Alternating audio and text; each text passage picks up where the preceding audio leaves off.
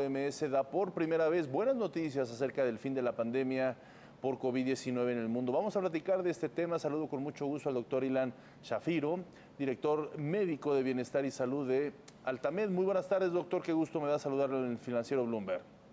Omar, un placer como siempre. Pues, ¿cómo hay que tomarnos estas buenas noticias por parte del director de la Organización Mundial de la Salud? Creo que por primera vez habla de fin de la pandemia. ¿Qué hace falta, doctor, para decir ya terminó? La buena noticia es que ya no estamos en el 2020, donde no teníamos vacunas, no teníamos forma de medir lo que estaba pasando y tampoco medicamentos para defendernos contra el COVID-19. La ventaja en este momento es que tenemos vacunas que están siendo una gran diferencia y sobre todo para disminuir lo que es la mortalidad y las complicaciones que estamos teniendo por el COVID-19 y también todas esas medicinas que tenemos antivirales y otros tipos de cosas que estamos utilizando. Y eso ha ayudado muchísimo para que toda esa tasa de mortalidad y complicaciones que estamos viendo disminuya. A tal grado que prácticamente en los últimos meses muchos de los países están mudando más allá de la parte de emergencia de la pandemia. Claro, pero por ejemplo, va a haber un momento en que las autoridades de salud, por ejemplo, de México o de, bueno, algunos otros países, pero de entrada en México, puedan decir se acabó la pandemia, ya pueden estar sin cubrebocas, en cualquier lugar sea cerrado o abierto. Que, bueno, por supuesto, como bien comenta, después del 2020 y las medidas tan importantes, tan duras que se establecieron ahora ya están siendo mucho más flexibles, doctor. Parte de las cosas importantes y las métricas que se tienen que ver es, número uno, ¿qué está pasando con las variantes? Estas variantes son mucho más mortales, están trayendo más complicaciones o simplemente pues estamos teniendo una infección que podemos manejar. Entonces, una de las cosas que estamos monitorizando. La siguiente va a ser qué está pasando y este foco va a ser justamente noviembre, diciembre y enero para nuestra región, donde si vemos que la mortalidad y las complicaciones en los hospitales y también muy importante, la cantidad de médicos, enfermeras y también todo el equipo de salud es que no se vea estresado por la cantidad de casos que estamos teniendo y nos va bien, es otra cosa que tenemos que estar muy viendo y también muy importante, la efectividad a largo plazo de la vacuna. Estos tres factores van a ser muy importantes porque determinarán realmente qué tanto impacto el COVID-19 con sus futuras variantes y la Omicron que está el día de hoy realmente nos puede hacer daño o no. Claro, porque ahorita de los argumentos que se están poniendo sobre la mesa es que ha venido disminuyendo los casos de contagio y también de muertes en el mundo para precisamente llegar a este tipo de conclusiones. Ahora, ¿existe la posibilidad de llegar a una sexta ola, por ejemplo, en nuestro país?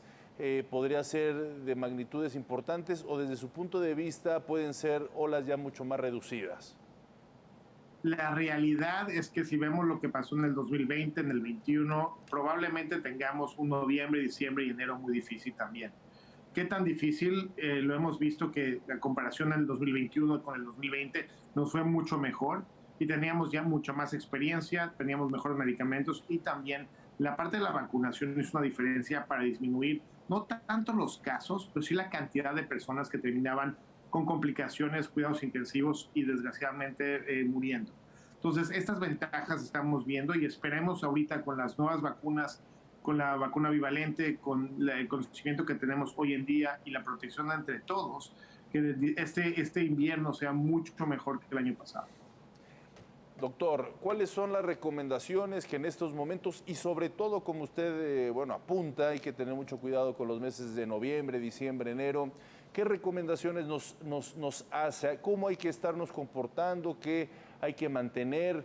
El cubrebocas, dónde, cuándo, en fin, todas estas recomendaciones, doctor, porque finalmente la vida prácticamente ya se normalizó, ¿no? En oficinas, la mayoría de ellas vamos a trabajar, hay eventos sociales en lugares cerrados y abiertos, conciertos, por poner un ejemplo, eventos deportivos, en fin, doctor, prácticamente la normalidad, el regreso a clases ya están dadas, pero el virus sigue estando. La realidad es que creo que todos estamos cansados. Creo que vivimos ya 2 años, un año muy difícil, un segundo año con un poquito más de libertad y con más esperanza. Ahorita estamos en la parte de adaptación y tenemos que ser muy honestos con nosotros que el COVID-19 no habla humano. Entonces, si nosotros le abrimos la puerta, se mete hasta la cocina. parte de las cosas más importantes que podemos hacer es que si estamos en un lugar encerrado con muchas personas y con poca circulación, pues nos acercamos más al virus. Pero de otra manera, si ya vamos a hacer un evento, pues tratar de tener mucho más aire, más distanciamiento y sobre todo, digo, si podemos hacerlo al aire libre, hay que aprovechar. Ya sabemos qué cosas están funcionando, incluyendo, por ejemplo, estamos en transporte público o con muchas personas, traer barreras. Una de ellas, muy buena, es la mascarilla. Y definitivamente algo que también se ha probado que ha disminuido muchísimo el riesgo en la comunidad y sobre todo en la parte de complicaciones ha sido la vacunación. Entonces tenemos que ver todas estas armas que nosotros tenemos, que aunque estemos cansados, considerarlas, verlas, preguntar. Se vale tener dudas, pero en este momento ya no estamos en el 2020, ya tenemos evidencia, ciencia y sobre todo ya vimos que la gente, todos esos miedos que teníamos sobre las vacunas, pues realmente no pasaron y realmente nos ayudaron. Entonces tenemos que quitar todos esos miedos, quitar esa desinformación y mirar hacia el frente.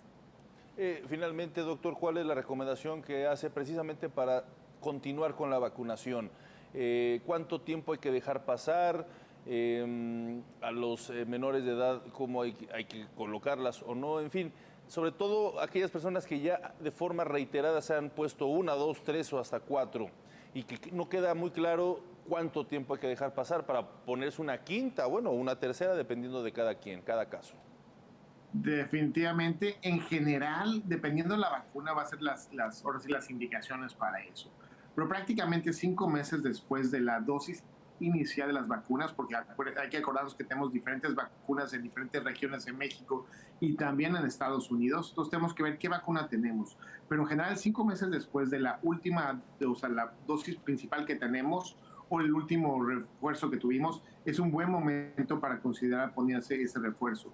En Estados Unidos en este momento se está creando la vacuna bivalente, que ya viene incluyendo la vacuna contra el Omicron y también con la cepa ancestral, que es la cepa original del COVID-19. Y esta se está recomendando 2 meses después de la última vacuna que se haya puesto. Muy bien, pues le agradezco mucho, doctor Ilan Shapiro, hablar sobre este tema siempre relevante. Director médico de Bienestar y Salud de Altamed, gracias por estar con nosotros en el Financiero Bloomberg.